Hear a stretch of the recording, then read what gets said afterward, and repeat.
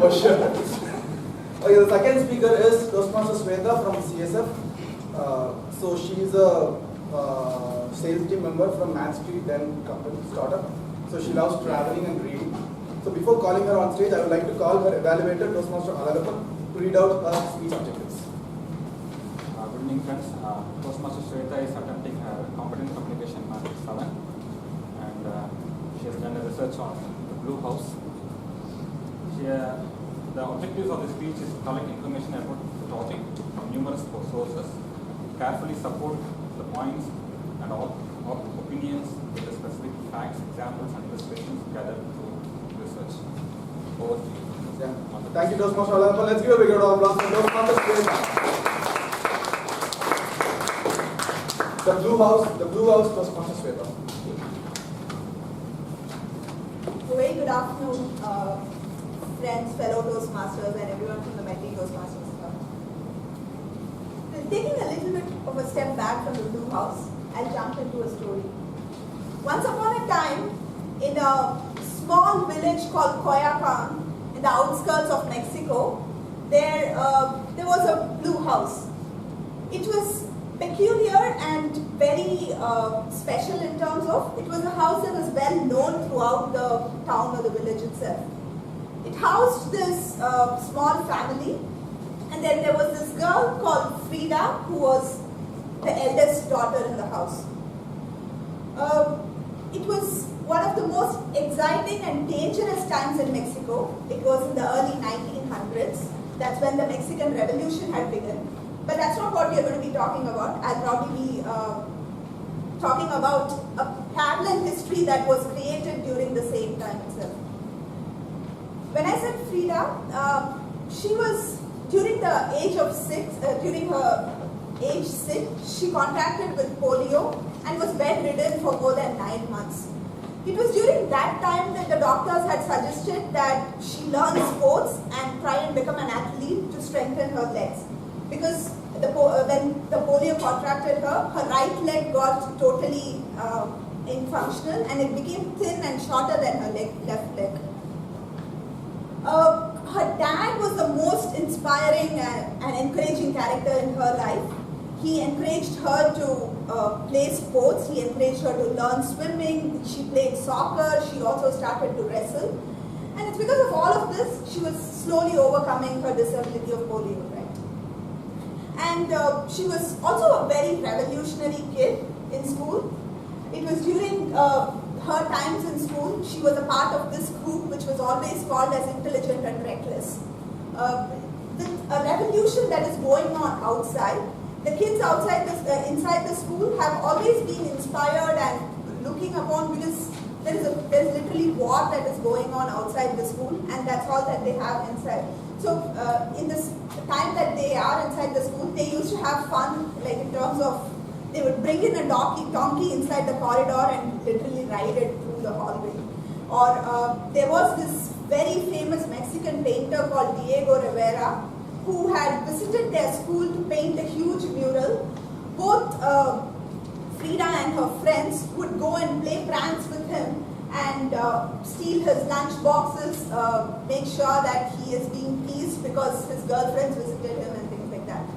This is how life was for young Frida.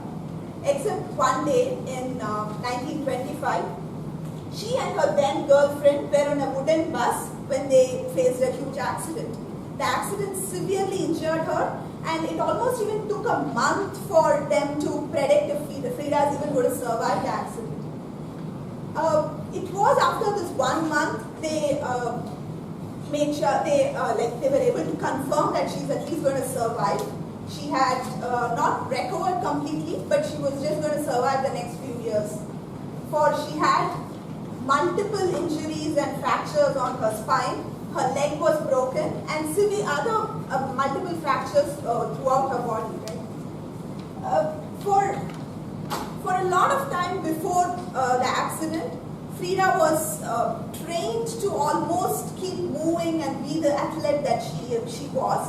Except now, because of this accident, all that she had to do was to learn and stay still, because her life was almost in the bed from now on. It was only during this time when her mother encouraged her to paint, which was one of the skills that she had from her young age itself. Her mother bought in and made an easel for her in a way that she could paint even from lying down in the bed. But Frida never knew anything outside her world. It was those 4 rooms that she was inside in, and it was just the people that she visited who came and visited her. She started painting all of them. She started creating portraits of her friends who visited her. She started creating portraits of herself in that particular period. It was, and later on in her life, when people asked her about her paintings, this is one of the things that she said, right? Because I have always been alone and I have always felt lonely. That's why I painted whatever I knew. It was she that she knew, and she painted herself in all her portraits. It was in one of these periods that Frida started creating a life itself through her painting, which almost felt like a second life of sorts from her first period, where she was active and playing all around. From this point on, it was an uphill for Frida, because there was pain and agony that was going on in her life, where she had to go over multiple surgeries every few months. But she never gave up her dream of painting and creating portraits that she was doing it.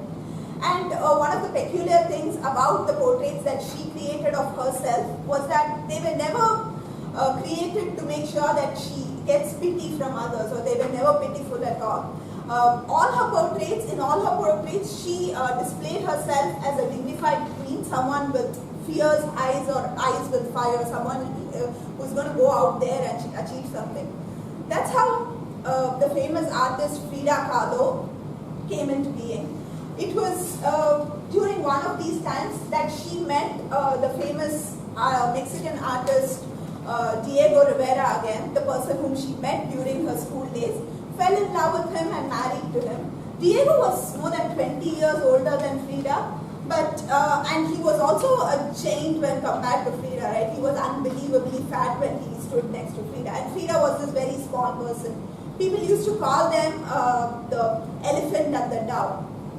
It was through these paintings that Frida showed the world to her. And during her period of life, her period of 50 to 60 years that she was alive, she was able to create around 200 paintings, of which 55 of them were self-portraits.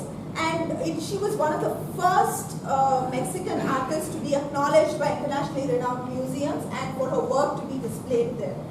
So it is in this house that she was brought up, that served as her creative universe and her studio for the long time that she was alive itself, where she was brought up, she was born in the house, she created all the work that she did in that particular house.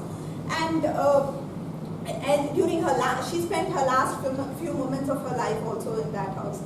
So every time I feel a little depressed or kind of low, there's this one quote of Frida that I keep going back to and listening to, right? Where it says, "Feet, why do I need you for when I have wings to fly?" Thank you.